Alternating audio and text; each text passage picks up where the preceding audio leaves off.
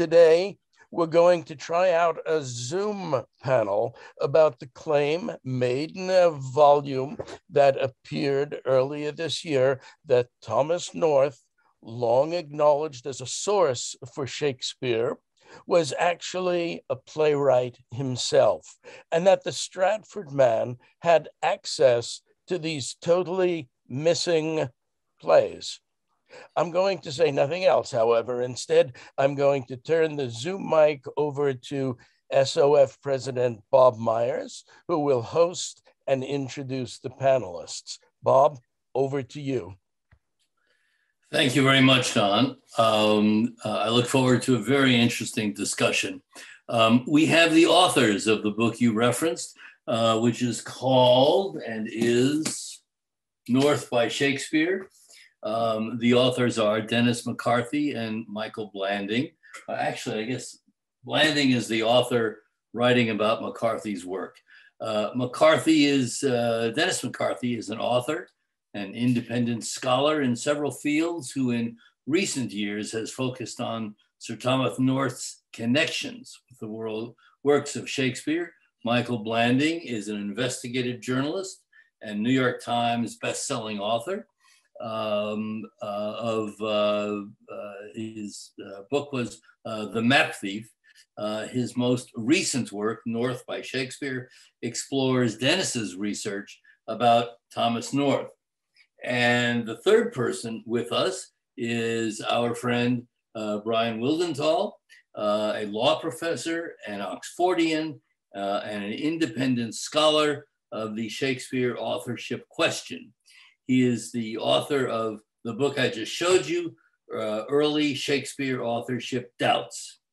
Our process here will be that Dennis, Michael, and Brian will give brief opening remarks, and then we'll have a discussion and hopefully questions. So Dennis, let me go to you first, and thank you so much for joining us. Hello, can you hear me? Yes. Okay, I started out so great too. Brian, I should have your book right here. So I love Oxfordians and I love being here, and I particularly respect Brian's work. And I should have his book right here. When he showed the book, I'm like, oh, I should have. But my name's Dennis McCarthy. I'll be very quick.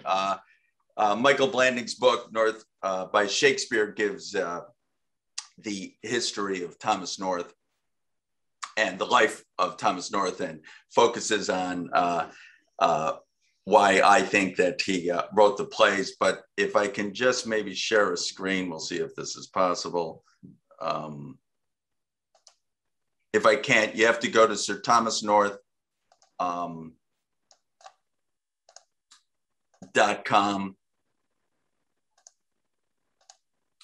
And that's where most of the passages, well, Michael Blanding focuses on Thomas North's life, and he does discuss the passages. You really don't get a sense of it until you actually look at all of the passages from Sir Thomas North's writings that you then find in the Shakespeare canon. And you can go on its webpage and just keep searching. This just shows you a brief view. This is play after play, and it's every play in the canon. The passages on Thomas North that Thomas North wrote and that are borrowed in the Shakespeare canon represent the single most significant number of borrowings from one author to another in the history of English literature, and it's not even close. If I'm going to see if I can share my screen without doing it again. And I'm still talking, okay. And I showed www.sirthomasnorth.com, in which you can go see these passages. Michael Blanding's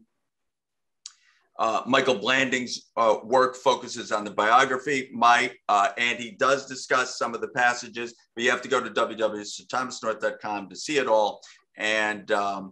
And this is what is used, identical language that authors repeat again and again and again, is what is used in authorship identification. This is done by the FBI in order to find anonymous authors. This holds up in a court of law. This is successfully, again and again, found anonymous authors. This includes the Unabomber, in which, for example, they found with his manifesto and Ted Kaczynski's lines, and they found the same lines over and over. Well, with Shakespeare North, you've got thousands. And let me just try to, I think I'm sharing the screen again.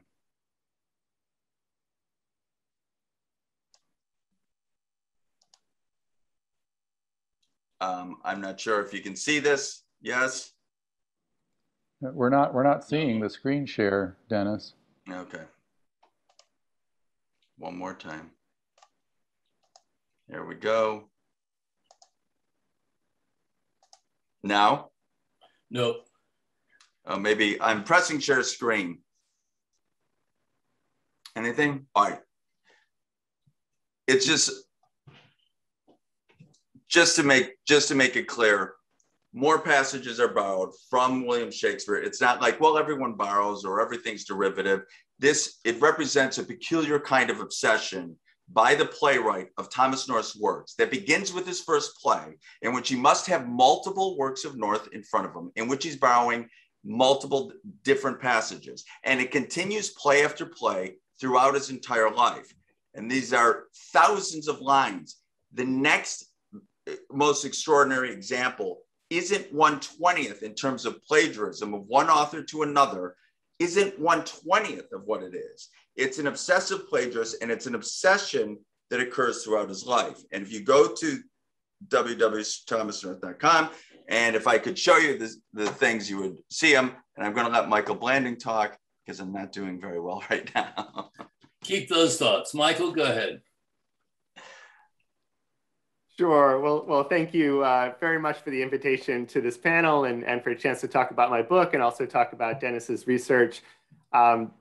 I'll be really brief in my opening remarks, and because I'm sure we'll get to a lot of these issues during the panel, but I just wanted to introduce myself and sort of where I'm coming from in terms of the authorship debate and in terms of the question of who wrote Shakespeare's plays. And that's as the perspective of a journalist. I've been a journalist for 25 years. I've written articles for the New York Times, Boston Magazine, Wired, Slate, other publications. And I've also written 2 books. The first one was an expose of the Coca-Cola Company. The second one was a true crime story about a thief of rare maps. And to be honest, I hadn't really thought much about the Shakespeare authorship debate before Dennis approached me about 6 years ago. And but I was so intrigued when he started sending me information that I ended up publishing an article on the front page of the New York Times about some of his findings, and then I expanded that story into this book. And if there's one thing that I'm good at, it is really researching a topic and really diving in deep into a topic and really learning something and kind of taking it apart. And I think sometimes there's this perspective as a journalist, being somebody who's sort of supposed to be unbiased and sort of, be a stenographer to different points of view and present them side by side. And there's certainly journalists who do that. I think as an investigative journalist, I see my role as one of taking the information and really, as I say, researching it, analyzing it, and presenting it to my reader in a way that I'm not afraid to express my own opinions and my own conclusions that's sort of, based on that research. So, over the last 6 years, I've read or reread most of the plays. I've read multiple commentaries. I've read multiple books on English history, books about Shakespeare, and also a number of books about the authorship debate and books about Oxford, but also other candidates.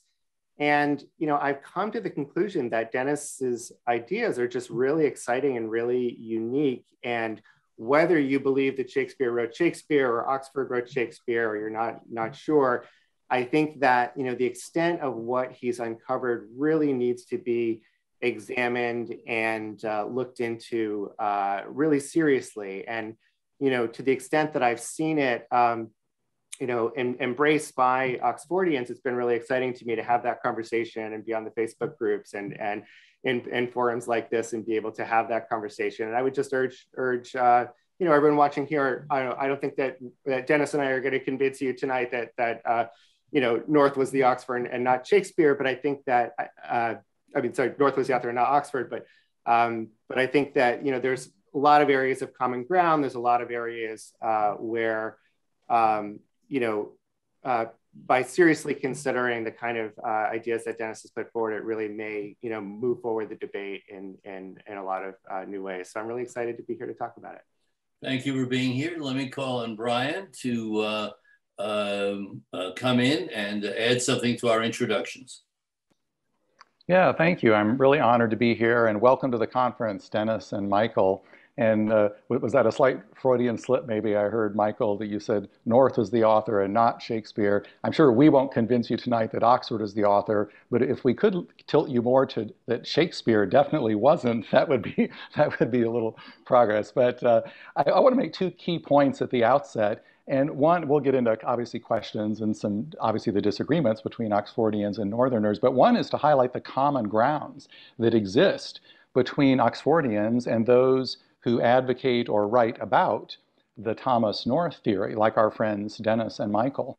And I'll say more about that in just a minute. My other key point is just the duty we all have as scholars or Shakespeare enthusiasts, as I see it, to read each other's work carefully and respectfully and with an open mind. And I myself have enjoyed reading Michael's book. I've also read Dennis's book, and I do have the show and tell. I actually forgot to bring my own, or actually this is Dennis's original book, this one that's no longer available.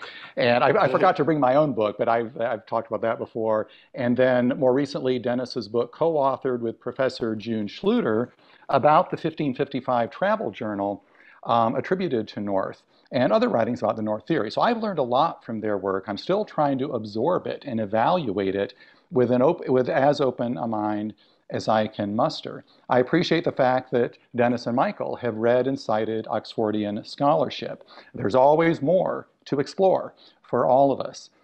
Mainstream Stratfordian scholars have the same duty and responsibility to read other scholars' work respectfully with an open mind, and they have never discharged this duty well. The scholarly work of Oxfordians, published over more than a century now, deserves far more respect and attention. Very briefly, that work has shown remarkable parallels between Shakespearean works and the life of Oxford. Dozens, indeed hundreds, of parallels to Oxford's surviving personal letters and at least 20 early poems, even Orthodox scholars agree he wrote, parallels to Oxford's own markings in his personal Bible, linking to biblical references throughout the canon. There's also Oxford's public reputation in his own time as a poet and playwright, evidence strikingly scarce in the case of Thomas North. Now, going back to my point about common grounds, Dennis and Michael, and perhaps Professor Schluter too, I'm not sure, but perhaps they can tell us more, share with Oxfordians at least four basic insights central to both theories, which all diverge sharply from Stratfordian orthodoxy. Common ground number one, the original primary author of the Shakespeare canon came from an elite and privileged social background.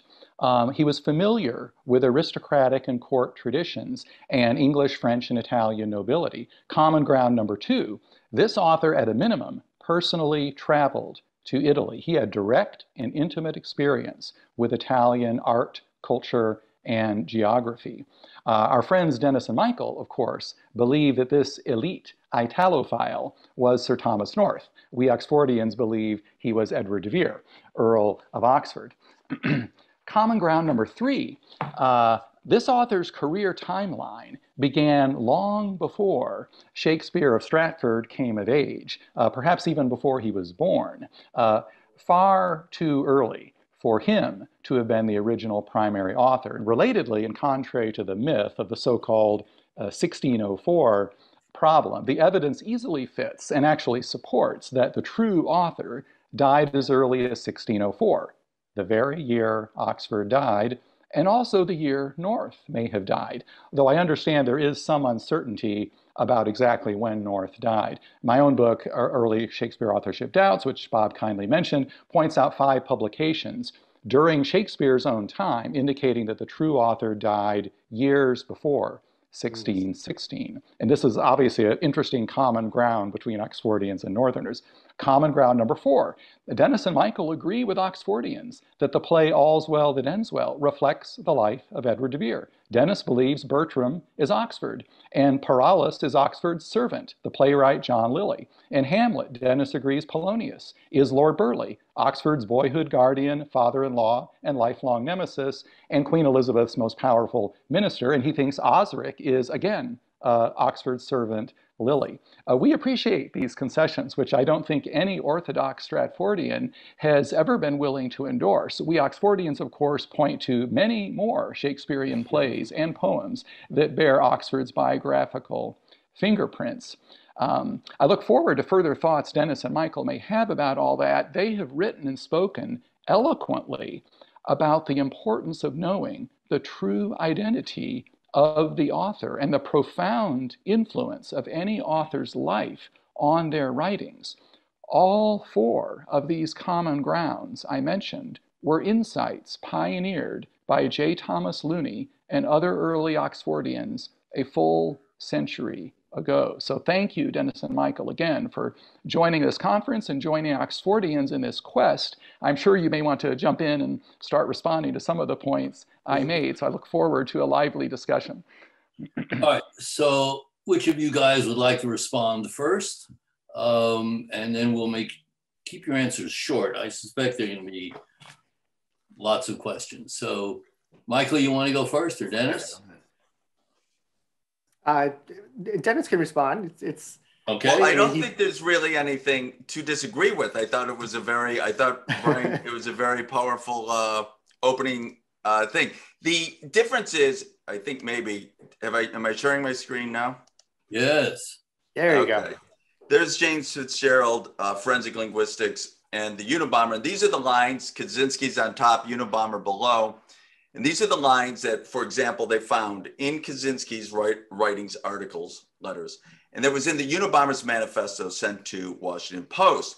And they were able to, out of 300 million people, they're saying only one person actually wrote like this and used these lines to make the same arguments.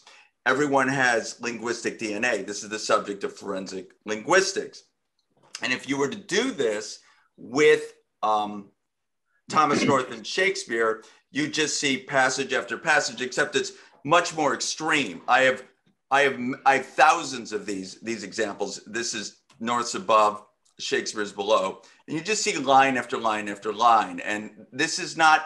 There are plagiarized passages from North, many of them, but there's also just clearly lines where the author is just recalling what North wrote earlier, or just repeating what he's saying. They both share the same linguistic DNA. Now, Brian did say that Oxford has hundreds of connections, the letters. There's nothing like this. There isn't a single unique line that Oxford wrote. And I don't mean to be obnoxious on that, but there isn't a single unique line, a single unique word string. For example, that never knew what truth meant, right here from the dial, which is in Henry VIII, that never knew what truth meant. That occurs nowhere else. All these lines that are in here occurs nowhere else. If you search on early English books online and you search on Google, you will only find many of these examples, or they're extremely rare. All of the lines that you think Oxford and Shakespeare share are quite common and much smaller. They're 3-word strings or 2-word strings. They're images, rose and cheeks, or there's I am that I am, where this is with Oxford and Shakespeare, and that's biblical, and it occurs 500 times on Ebo. The fact of the matter is, in terms of unique and rare lines that the playwright shared, he shared 1,000 with or thousands really with Thomas North, and really you've yet to find one with Oxford and Shakespeare. Well, there's thousands. So let me ask a question, if I may. Sure. How did this happen? Well, in my view, the author. Let me stop sharing screen. In my view, the author, Thomas North, wrote plays for Leicester's Men. We have evidence for that and receipts for that. Wrote plays for Leicester's Men from the 1550s, 60s, 70s, 80s. He was broke. He was out of Roger North's household. And there's an entire story called Groats with the Witch, which explains exactly what happened. Being broke and a gentleman scholar and having all these plays that he had written, he sells the plays to Shakespeare. In fact, it's well known that Shakespeare used old plays. There's a reference to earlier Romeo and Juliet in 1562, which is before Shakespeare was born. There's a reference to an earlier Merchant of Venice, an early Hamlet, but 1562, and that's when Oxford's 12. So that's where Shakespeare got him. We know Shakespeare is using old plays. The question is just who wrote them. Well, it's the guy whose passages are filled in every single play in the canon and whose life. And I also believe that Thomas North's life, and I can go on this play by play, it's Thomas North's life. We actually have if you look at the end of Michael Blanding's book, we have a chronology in which we know when each play was written, starting in the 1550s with Arden of Feversham is one of the first ones, which is about Thomas North's sister and her family servant and the murder of the century. Thomas North's half-sister committed the murder of the century. That's one of his first plays. We have North's journal, handwritten journal, never written, not published till more than a century later. And that was used for Henry VIII and Winter's Tale. And I believe Bryan even enjoyed the correspondences there. And Edward North's father, and I could keep going on play by play. And then you get into the 1560s, then you get into the 1570s, and we know what play he's writing then and why he's borrowing from the latest work that North translated and following his life. So this is this is something that I do urge Oxfordians to look at. Because I think it's something that should be incorporated into your theory, and I'll just leave it at that and let Bryan respond and shut up for a little while. I did, yeah. I mean, I credit Dennis with doing some remarkable work and the extent of the parallels, and I suspect that I mean, for me as a starting point, I think Dennis has shown at a minimum that the various writings and translations of Thomas North, some of which seem to have been previously almost unknown and rarely or never discussed in the critical literature, were a far more important and extensive influence on the works of Shakespeare, whether that was the Stratford guy or Oxford or someone else, than any of us had previously imagined. That alone is huge. That is a huge accomplishment, and I think Dennis deserves great credit for it, and your book, Michael, is a fascinating tour guide. But Dennis, it's actually not accurate to say that we don't have any close parallels of that nature. I think it is fair that Oxfordians are not yet as far along as you in using some of these big data tools and using some of this plagiarism software. But if I may cite just one example, I'll be honest, I didn't even prepare this one ahead of time. When you said that we don't have anything more than 3 words or nothing of that quality, I thought of something and quickly went to our website. And so Oxford wrote an early poem. We call it poem number 9, just in the order that Orthodox scholars say wrote, "The trickling tears that fall along my cheeks." And there is a line in this early poem from Oxford's juvenile period. Orthodox scholars agree this is his poem. And this is not 3 words, but 8 words, 3 words and a comma, and then 5 more words. And yes, the comma is in Shakespeare and the comma is in the original Oxford. And so what Oxford said is, let her moan. Sorry, there's a little bit of audio there. Oxford said, let her moan, comma, and none lament her need. Shakespeare in Lucrece, line 977 says, make him moan, comma, but pity not his moans. Very close verbal parallel, identical meaning. And so this is one of the hundreds of parallels in the early poems. Professor Roger Strittmatter primarily, also some others like Joseph Sobran and Cheryl has studied these poems, quite a few people going back to J. Thomas Looney. Now, I can't speak to whether we have thousands or hundreds, and of course, I think there'll be a very involved debate about a lot of the weeds here. But these parallels in the Oxfordian early poems and the letters cannot be so easily dismissed. They, in some cases, and I can't say offhand now because I have only recently gotten access to EBO, and so I can't say how unique this is. I'm thinking there aren't a lot of 8-word lines in Elizabethan literature along the lines of let her moan, comma, and none lament her need, except in Lucrece and in this obscure early Oxford poem. Michael, you've been graciously silent for a few moments. Well, I think what's really, what's interesting to me in analyzing this theory is, people will often come and say, we'll grant Dennis the number of lines that are borrowed from North, but either they'll say, well, we already knew this. We knew that North's Plutarch's Lives was the source for the Roman plays. So what's the big deal? And Dennis's response to that is that, well, it's not just the Roman plays, and it's not just Plutarch's Lives. It's every play in the canon almost, except for The Merry Wives of Windsor and Two Noble Kinsmen, and everything that Thomas North ever wrote, his 3 published translations, his unpublished journal, and his other publications that were quoted before they were even published. So at least the author would have had to have access to all of North's published and unpublished writings and been really obsessed with them and really had them open in front of him, for every play. But I think what's harder to sort of grasp about Dennis's theory immediately, and took me a while as well, is why he has to go the extra step and say that Thomas North wrote these earlier source plays that were being adapted by the playwright. Let's just say, for the sake of argument, by Shakespeare or by Oxford. And, it has to do with the different lines of evidence that Dennis has been able to amass. And for every one of the plays, he's able to show these verbal parallels that all seem to group around, particular translations that North was writing at that particular time. So there's plays that gather around Plutarch's Lives. There's plays that gather around North's first publication, The Dial of Princes.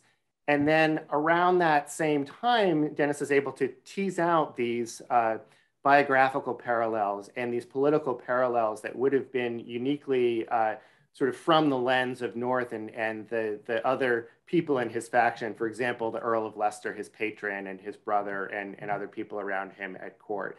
And then he's able to find references to source plays written around that same time. So, plays that have been previously identified as being sources for Shakespeare that we don't have today, lost plays like, 1574, Phoenicia, or 1572, Philemon and Philistia, these plays that are listed in the records and have been referenced as sources for Much Ado About Nothing and Two Gentlemen of Verona. And then he's also able to find these references from other writers at the time that seem to be satirically, at least, referencing Thomas North and making puns on Thomas North's name or quoting snippets of Thomas North in reference to plays that sound like Shakespeare. So there's sort of all these converging lines of evidence. And what's really been fascinating, and I think, really you have to, take your hat off to Dennis for being able to do this. For every one of these plays, he's able to use, 3 or 4 or 5 lines of evidence that all sort of point to a particular year and a particular reason why Thomas North would have wanted to write that play in that year.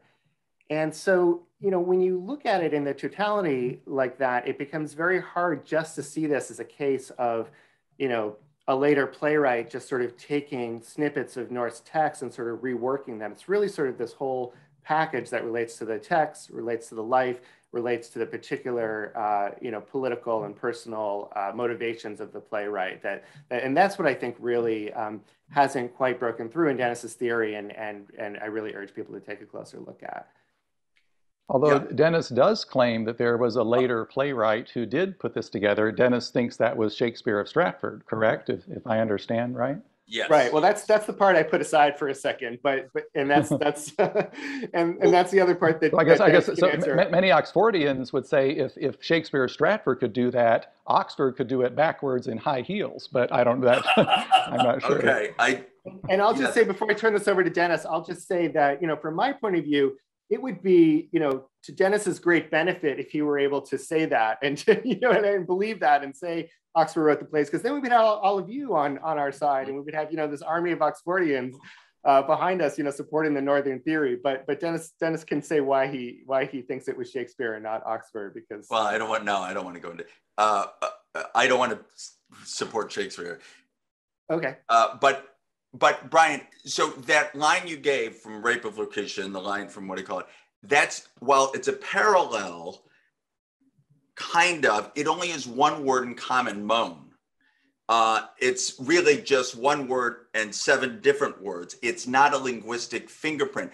I'm literally talking about lines that are identical. There isn't a word different, or it's 7 of 8 words or 8 of 9 words. So for example, if I can share again, I don't know if I'm sharing right now, my screen. Yeah. Yes. So for example,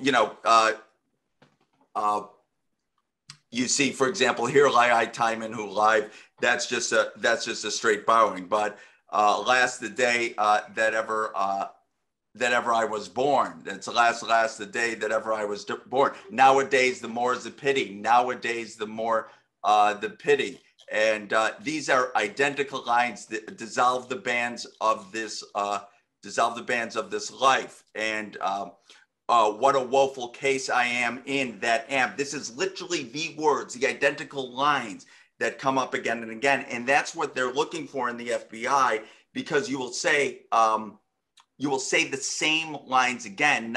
There isn't really a Shakespearean quote like that in which you actually type in quotes in Google, word that might be to the prejudice of. If you go right now, put it in quotes, word that might be to the prejudice of. The only thing that comes up is Shakespeare or Thomas North. You can do it again and again and again. I will none of them. They are, and these are, and also even some of the more famous lines, all's well that endeth well. Remember the Ides of March. These are also lines that are in what's done cannot be undone. These are lines that are in North's work and that are repeated in the thing. So it's not just an echo or a parallel, or it's a vague connection with just 2 or 3 similar words. It's identical lines from all of North's writings, including his unpublished writings, his journal, and it's it's the most extensive example of verbal fingerprints, which is what is important, ever found. Yeah, so we do have a lot of verbal fingerprints with identical words. I mean, we may not have collected as many as you have, and I don't in any want to minimize that. Well, here's another question I have, just kind of looking at it from a different angle. I think for a lot of people, sort of looking at the debate from a 30,000-foot perspective, they definitely get the sense that there's this huge amount of textual parallels with Thomas North and the works of Shakespeare. They clearly have heard the Oxfordian arguments if they've read our work, which I guess many people haven't read it, but that there are these parallels with the poems, the letters, and all that. So that's all very interesting. Another interesting angle, and this kind of goes back, Bob had mentioned, or I think actually it was Professor Rubin had mentioned that we previously did a debate about the Dark Lady. What I find fascinating, really, I mean, quite honestly, I find Sir Thomas North a fascinating authorship candidate because he truly is an unusual dark horse in this sense, in that over 450 years, no one has ever seemed to think of him as a playwright or poet, whereas with Oxford, we have an elaborate record of published statements and recognitions during his own time that he was a fine playwright and poet, and there were hints and things in the 17th century, and then of course the Oxfordian movement. A lot of people over more than 100 years now have thought he was a playwright and poet. It's fascinating, Dennis, that until your book was published in 2011, Thomas North really was a dark horse. He really was flying under the radar, and so your argument is that big data has kind of revealed this dark horse. Is there any evidence, what evidence is there that anyone before you ever thought of Thomas North as a poet or a playwright? Oh, well, I've got an entire page on my SirThomasNorth.com in which, if you go to it, you'll see all sorts of praise for him contemporary. First of all, the only reason I discovered this is because of the satires in which they were clearly outing Ben Jonson. Was the very first thing I published was Sir Thomas North as Sir John Daw, which is in Oxford's Notes and Queries, contemporary conventional journal that identifies Thomas North with the character Sir John Daw in Ben Jonson's Epicene, and ever since the 19th century, scholars have been saying that this guy seems like the Shakespeare author. But there's not just that. There's Heywood puts Thomas North at the top of a list of tragedians. So Dennis, I have to challenge you on this point. So you have this. Let's leave the screen share on. It's fine with me if you want to leave this screen share, because actually it illustrates my point. I think I can disprove what you're saying with exactly what you've shared here on the screen. All right, we can discuss this. I can see where you're going to say. I see where you're going to go with this, but our audience doesn't know where I want to go with this. Go ahead. Let me make the point. Because we've obviously, Dennis and I, as you can tell, Dennis and Michael and I for many months have carried on an interesting side conversation. So this is a fascinating piece of evidence. In 1560, as Dennis has shown here, Jasper Heywood did discuss North along with, I believe, 3 other law students at the Inns of Court. I think the other 3, including Sackville, Thomas Sackville, who's another authorship candidate that Dr. Sabrina Feldman has advocated. 3 of them, I believe, later did publish plays. But I think it's a little bit pushing it, Dennis, to say that Jasper Heywood placed North at the top of a list of best tragedians. What Heywood actually said was he was speaking figuratively to Seneca, the ancient Roman tragedian, and he was saying that he was calling upon these law students to pay homage to Seneca, and he specifically said, "There you see the self-same North, whose work his wit displays, and dial doth of princes paint." So it seems to simply be referring to the fact that Thomas North, a couple years previously, translated the Dial of Princes, which discusses Seneca extensively, and he's recognizing that. And then he's going on to say that there's some other folks who do this too. So it certainly does not say that North is a tragedian. It doesn't even clearly say he expects North. Maybe he wants North to become a tragedian, but it's very anticipatory. It seems to simply be talking about North's first published translation, Dial of Princes, which you deserve great credit for bringing to light more as a source for Shakespeare. But I really have to question whether this indicates any reputation as a playwright. Well, I will go against that. He has a painful pen. Melpham and Woodswell-Ween had taught them to write. These are the group of Inns of Court students. First of all, there's thousands of lost plays from the era, and therefore there's hundreds of lost playwrights, and especially from this era in 1550s, 1560s, 1570s. Do you know of any work, Brian, in which someone is praising a playwright from that era, 1550s, 60s, 70s, published at that time, that is complimenting a playwright? And that's why we've lost all the playwrights. I don't think you do, but if you do, please say it. Yeah, maybe we can close that screen. I think are we done with that page of the... Okay, well, wait, I just want to say it's whose work, okay, use of tragedy, taught them how to write. And then it says North, whose work his wit displays, and dial doth of princes paint. Heywood uses work 4 times in this poem to refer to bodies of work. And just to show more evidence that North was a playwright, I have other things in here. For example, but why couldn't the work be the translation? I mean, the work North is clearly a great translator. He's referring to it twice. So work. There are 4 times he refers to work in the poem, in which he's referring to a body of work, writings. He's referring to writings. So whose writings his wit displays, and dial doth of princes paint. Either that, or you would have to say whose work his wit displays, whose dial of princes his wit displays, and dial doth of princes. He's referring to it twice. Well, wit just means intelligence, and And the muse of tragedy taught them how to write.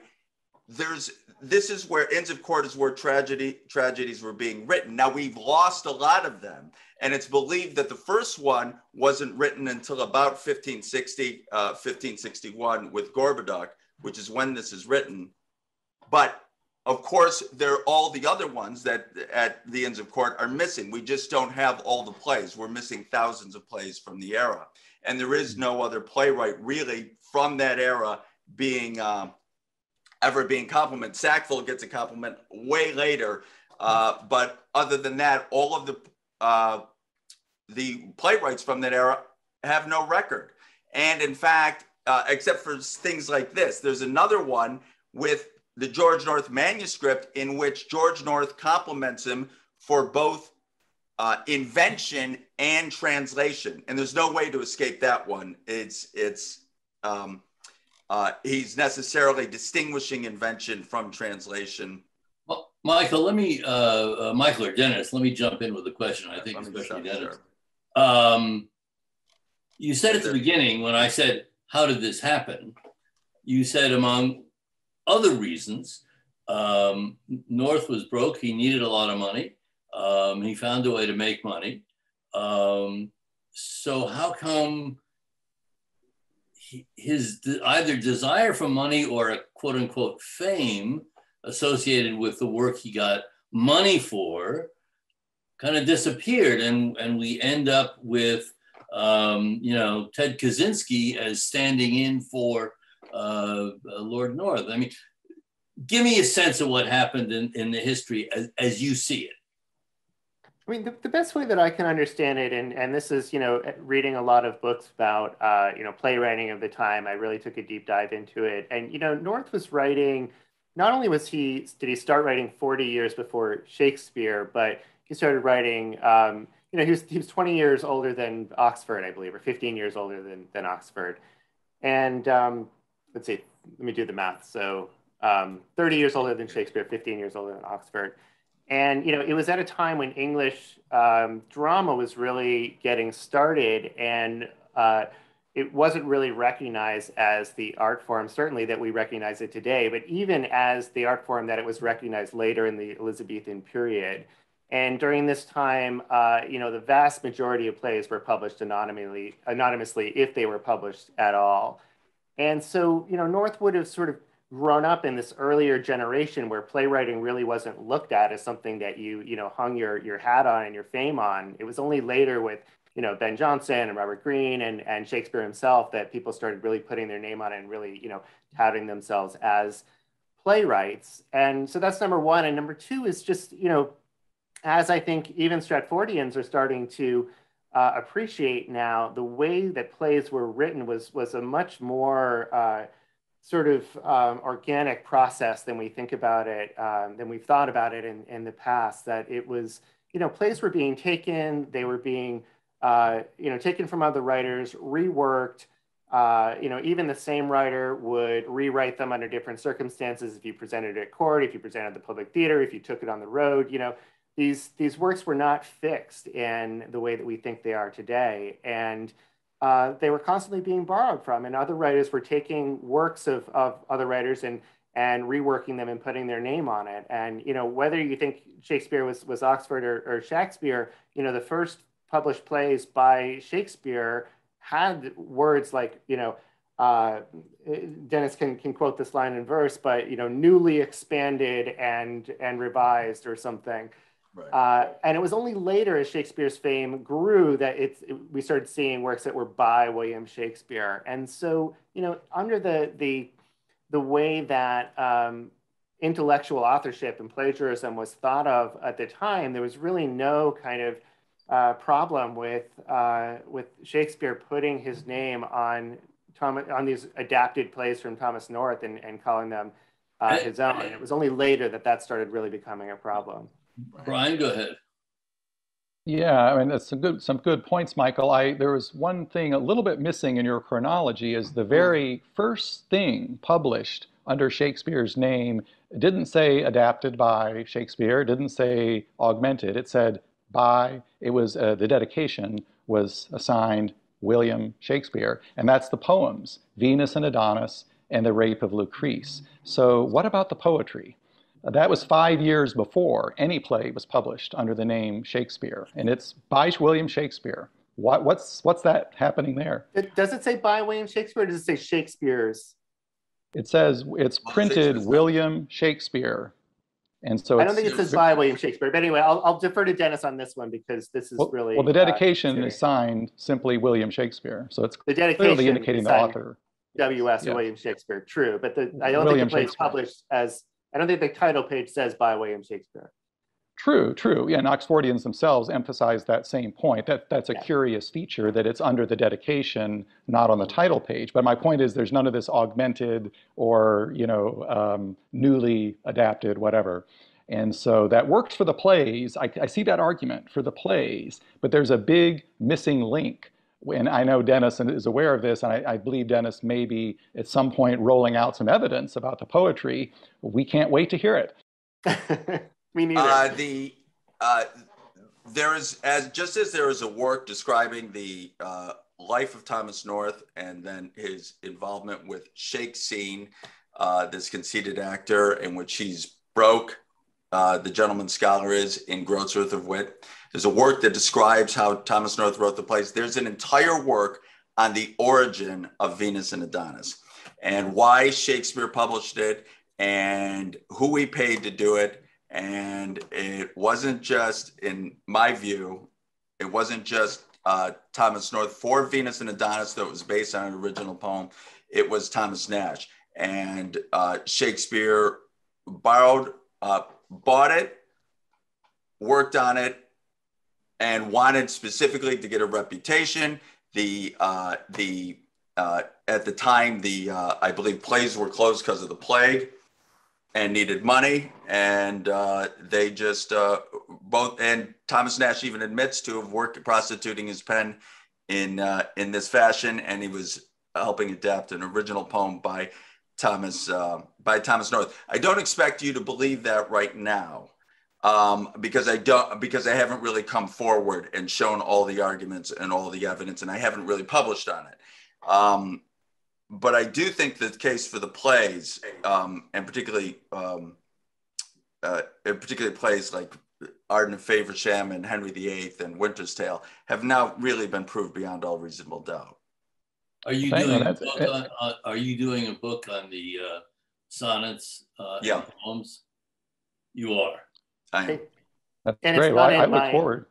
It's not in my book for those who haven't been following this. The one thing that Dennis said when I started writing this book, he was very generous to share all of his research with me and let me publish his research before him in many cases. And the one thing Dennis said was, I want to reserve the sonnets for myself. I want to publish about that later. And I respected that as a journalist. So I am just as eager as Bryan and everyone else to see what Dennis has to say about that. I don't know. Yeah, well, I sincerely really look forward to that. It does sound interesting, Dennis. So I look forward to seeing the evidence you roll out. I'll shift out of attack dog mode a little bit because I wanted to focus on another aspect. And one reason, again, why I sincerely think Dennis's work is really valuable and why I sincerely urge all of my Oxfordian friends and colleagues to read it carefully is one thing I would single out in particular, Dennis's work on North's translation of the so-called moral philosophy of Doni. Now that title may confuse many people, many of our viewers. This is a lot of stuff to process. The title refers to an Italian writer named Doni, who was himself merely translating still earlier translations of an ancient Sanskrit text from India, a set of animal fables, different from but somewhat comparable to Aesop's fables, which are better known today in the Western world. And Sir Thomas North then translated this from Italian into English. Now, these Sanskrit fables are very well known in India. My own mother-in-law, and I told her this, she says, oh yeah, we all know about this in India. It's called the Panchatantra in India, which simply means 5 books. And they're also known via Persian and Arabic translations as the Tales of Kalila and Dimna. They've been translated over centuries, indeed millennia, into many languages, all those I mentioned, plus Latin, Greek, Spanish, German, and others. So regardless of all these arguments that Dennis makes about North as the original author and our counter-arguments and all that, North's English translations of these fables were an important source and influence on some memorable Shakespearean works. And Dennis deserves huge credit for unearthing this. That alone, I think, should get a lot more attention from scholars and the popular press. For one thing, it goes a long way to exonerate Shakespeare from this cheap shot criticism that all of us, everyone on this call is a Shakespeare lover. We all love Shakespeare, and we're all annoyed when people dismiss him as just a dead English white guy with a limited cultural outlook tied to one particular era in the history of an island off the coast of Northern Europe. Au contraire, the influence of this Sanskrit Indian source on Shakespeare,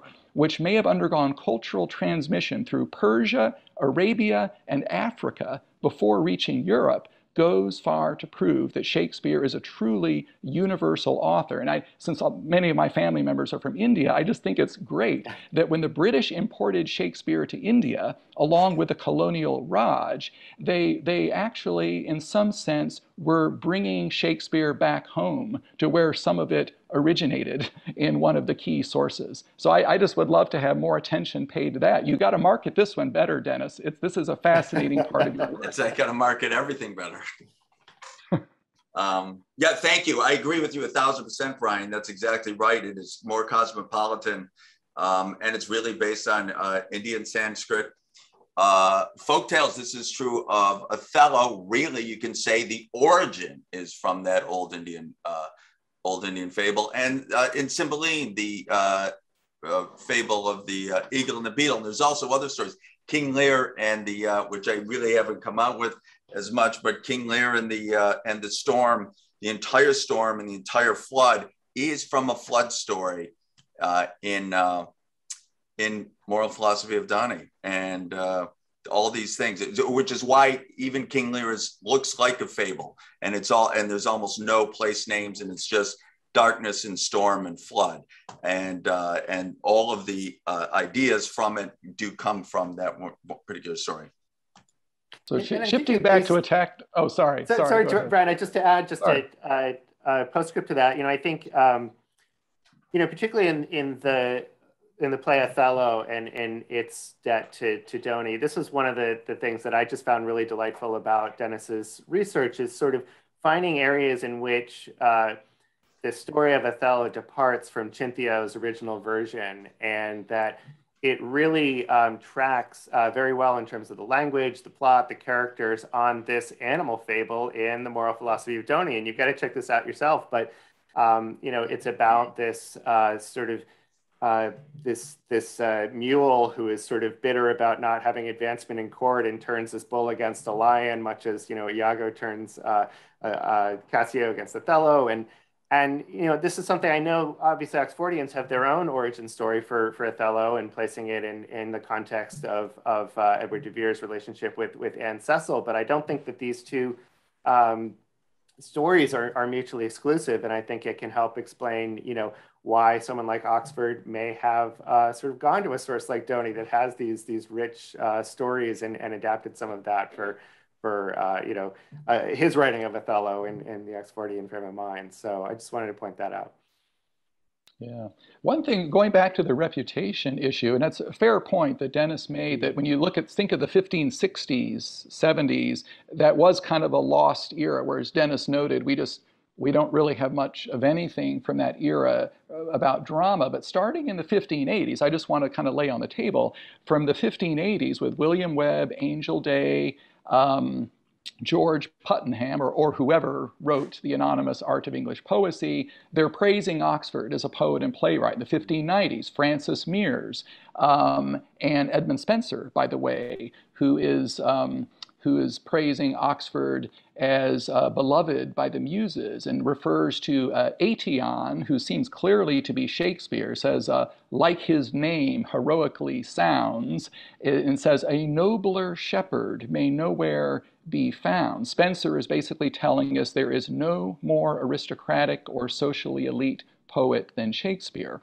And while there is this common ground, I mentioned that the North theory, Sir Thomas North was the second son of a baron, it wouldn't quite fit to say there is no nobler shepherd. This sounds like a high-ranking aristocrat. And then up to the 1620s, you have Henry Peacham, praising Oxford and not even bothering to list any person named Shakespeare in his list of Elizabethan poets. So from the 1580s to the 1620s, and Thomas North, according to Dennis's theory, wasn't just writing plays back in the 1560s and 70s, but he's living and presumably writing, and we know he's translating in the 1580s, the 1590s. North did not die until 1604 at the earliest. So I'm just curious that where's the hints? Where's the commentary or the praise that North is a poet or a playwright? Well, again, you're using Spencer and Adion. I've got English Seneca, who can who yields many good sentences, for example. That's Thomas North, as I believe I show. And there's all sorts of compliments in all of those things about Puntarvalo and Johnson's Puntarvalo, et cetera. And, but why not explicit? Because Oxford's explicitly praised under his own name as a great poet and playwright. Webb is, well, to be fair, Webb is talking about the poems that Oxford published, which he published in Dainty Devices, Paradise of Dainty Devices. So Webb is talking about that. Puttenham says Oxford is best for comedy, and Meres quotes Puttenham, and then in 1620, Peacham quotes Puttenham. So there's really only one. And nobody's talking about North as a poet or playwright. Well, no one knows it. Puttenham doesn't know it. There's no reason to believe he knows it. There's only a few people that know it. Johnson knows it. Harvey knows it. Those that do it write about it and quote him and are referring to him as a knight. For example, Puntarvalo is clearly a knight Englishing his travels, or Prospero is also a knight, and Amorphous is also a knight. Sir John Daw is also a knight. They all have the same experiences. It's North's experiences. Groatsworth of Wit, which goes on and connects him to the plays and says he's writing for Shakespeare, goes on about his life. So there's numerous things. There's numerous passages in, and I published on this, Sir John Daw as Sir Thomas North. There's numerous passages in the satires in which are complimenting his writing, saying that he predates Shakespeare and that Shakespeare's following him. And before that, they were saying that Lyly was following him. Sorry for interrupting. Sorry, Michael, go ahead. Just to answer your question more directly, Brian, I think, again, sort of putting on my hat as a journalist, I think that I would concede, and maybe even Dennis would concede, that the lack of explicit reference to North as a playwright is probably the weakest part of Dennis's argument. It would be great to have something like Meres or one of these other writers of the time or later, actually saying that North was a playwright. I would argue that if we had that probably North would have been considered much earlier, and we wouldn't need Dennis here in 2011. Finding this out. And I think, that's countered to some extent by, just the wealth of allusions that Dennis has found contemporary to North, of people writing about North in reference to the plays, quoting North, making puns on the name North, referring to this Italianate knight, Quoting, they quote North. Right. And so there's that. And then I think, to the same extent that maybe one of the weaker aspects of the Oxfordian theory is the lack of, these direct quotes that Dennis was talking about.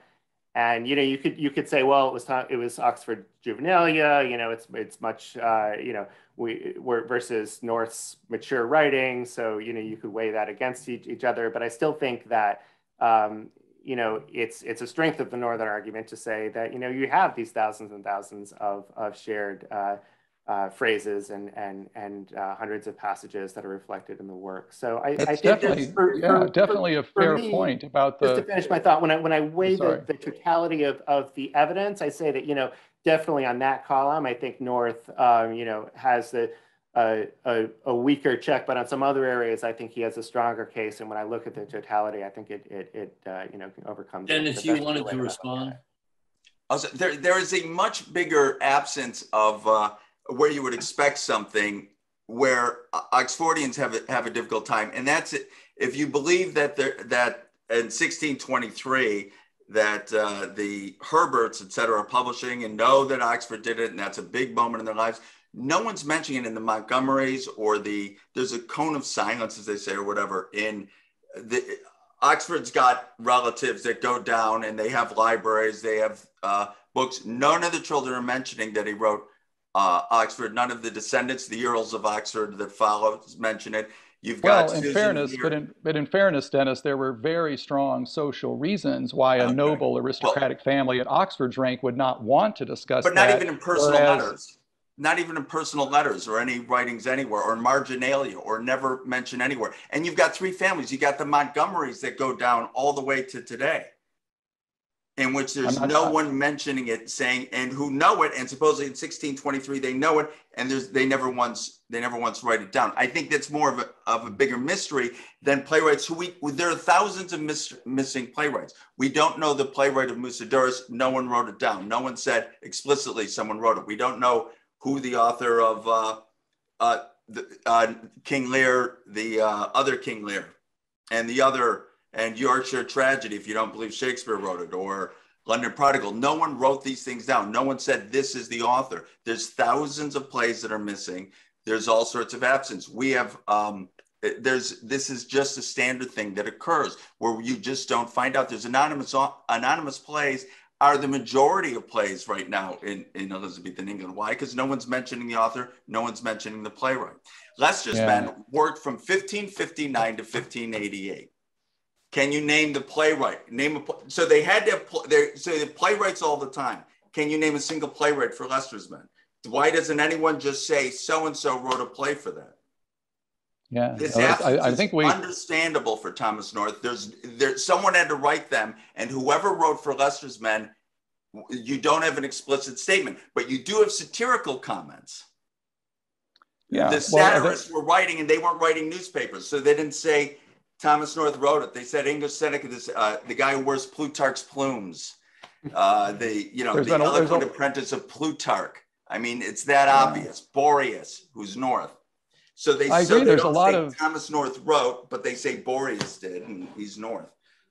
I agree. There's a lot of gaps and a lot of mysteries, and there are areas where you do have to wonder, like, why isn't Oxford mentioned? I would say again, in terms of who was writing some of those plays in the 1570s and 1580s, we think Oxford himself may have been writing some, and that could account for why years and years before anything is published or known, why Oxford's being praised as among the best for comedy. So those are all fair points. I was attempting, and I was interrupting earlier. I do apologize for jumping in earlier because you guys are making some good points. But I wanted to actually go back, Dennis. I was tempted to interrupt when you were talking about Sir Puntar Volo, because I think that's a fascinating point. So so everyone's on the same page, for those who don't know their Ben Jonson, Sir Puntar Volo is a character in Ben Jonson's play Every Man Out of His Humor. Dennis has some fascinating arguments about him.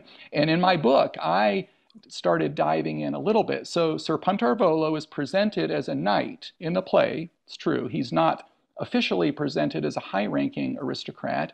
However, Sir Puntar Volo is a character who has a grand house, who goes hunting with dogs, and has a number of other indicia that don't really fit with the impoverished, neglected second son of a baron like Thomas North. I would say Sir Puntar Volo sounds an awful lot like an aristocrat and leading that type of lifestyle. And in any event, so there's some interesting material there. I think I would love to dig deeper and find out more about whether Sir Puntar Volo at least is representing the author Shakespeare, whoever that is. If you flip around Puntar Volo's name and translate from the Italian, it basically says will spear. Volo means will, and puntar is a pointed weapon, or could be a spear. So, we're definitely, that's another common ground, at least, that Sir Puntar Volo is some kind of representative figure there. But I'm not totally convinced he's, I'm not sure I quite see the Sir Thomas North. I think he could be Edward de Vere, actually. Well, yeah, he's a knight. And they introduce him when they describe him, who is over-Englishing his travels. He's a translating knight, and he travels and he goes, and they say Dial of Princes, which is an important book, but the dial, which is a measuring instrument, and of princes, they do it's like Mirror of Magistrates. it's counselor literature, and he describes table manners, etc., and how to talk and compliment. And they call Puntarvallo the Jacob staff of compliment, which is Jacob staff is a measuring device of compliment, which is kind of, and in case you missed it, they then add, they describe it as later they call it the dial of, to the perfection of compliment, Puntarvallo says, which is the dial of the thought and guided by the sun of your beauties. And he keeps going as he's talking to her, and you get Puntilio, and talks about the entire dial face. And there's a lot of great material there. I would just know, again, Dennis, and who knows, let the chips fall where they may, but just be aware there's a century of Oxfordian scholarship about Puntarvallo that would be worth reading. I strongly urge you to read it and look at it carefully, just as we've been reading your work. And there's some interesting stuff that I was completely unaware of myself as an Oxfordian until literally shortly before I finished my book. I only scratched the surface in my book, and it was just, I think we all agree that Ben Jonson knew where the literary bodies were buried. And so when we can sort out what Ben Jonson knew, I think we will all have a better sense. And I would love to see more written by Oxfordians as well as from Dennis about the Ben Jonson plays and what they mean. But Oxfordians have already written and published a lot of stuff going back literally 80 or 90 years. But the problem is the Orthodox establishment has never read it and doesn't know about it. Let me ask Dennis and Michael to give us brief summary statements, and then I'll turn it back to Don. I may even ask a question myself. Thank you, Bryan. Dennis, why don't you go ahead? Sure. Bryan earlier apologized for interrupting me. He had no reason to apologize. He's been extraordinarily polite, and I was interrupting him. I apologize. Bryan, you're wonderful. Yeah, we didn't get it solved today. You really pressed me on good points. Yeah, I look forward to continuing these conversations in the future. Let's even, you and I will go off, we'll email. You're so careful and clear thinking. We'll email just about Puntarvallo, Prospero, who also is really obviously the author of the canon, and the name Prospero and the Tempest comes for, and the Tempest is an autobiography, I believe, of North, but you'll believe of Oxford. And but thank you very much, and I thank you kindly, everyone who patiently listened, as I couldn't figure out how to share my story. Okay, Michael, please. Michael.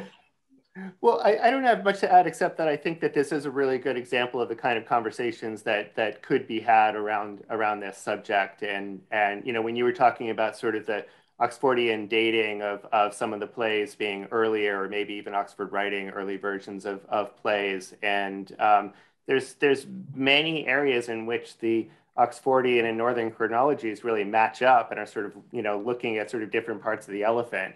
You know, for example, in The Merchant of Venice, sort of both tying it to the Queen's Progress of 1578, and a lot of the characters in The Merchant of Venice, the suitors of Portia, being stand-ins for various actors in the conflicts and wars of the time. I think, you know, I drew from Michael Delahoyde's work on that in writing my book. I know Dennis has used that and used other strains of Oxfordian research around the dating, around different you know, Ramon Jimenez. Yeah, Dennis has very generously cited Ramon Jimenez, and I was very brilliant. He's brilliant. He's done great work. So Ramon's work deserves a lot of recognition. Thank you, Dennis, for citing that. So let me pose a question. I saw in Michael's book that there seems to be a documentary film being made on Dennis's reporting. Is my memory accurate on that? Yes. Yeah. Okay, I'll take the next step. When will the film come out? I'm sorry. My daughter, my daughter, Nicole Golovsky, is a film producer, and she's been following me with the camera for a while, thinking I've been onto something, but I hear she's biased. But she followed Michael and I in Italy, and we're talking to Netflix right now. Excellent. Wow. Excellent. Yeah, this is one of the ways I tell the story in my book is I'm sort of writing about Nicole making this documentary. She's making a documentary about rewriting this book, and we basically just got to go to Italy together and eat a lot of great food. So, All right. Well, this has been an excellent discussion. I appreciate both of you being here. Bryan, thank you so much for your contribution. Thank you all. It's been a pleasure. Yeah, and I hope we can do this again. I'm going to turn this back to Don Rubin with my thanks, and I will go off mic or whatever you go off here. So Don, this is back to you. Thank you. Thank you, Bryan. Thank you. Thank you, Bob. Thanks again for the opportunity. Yeah.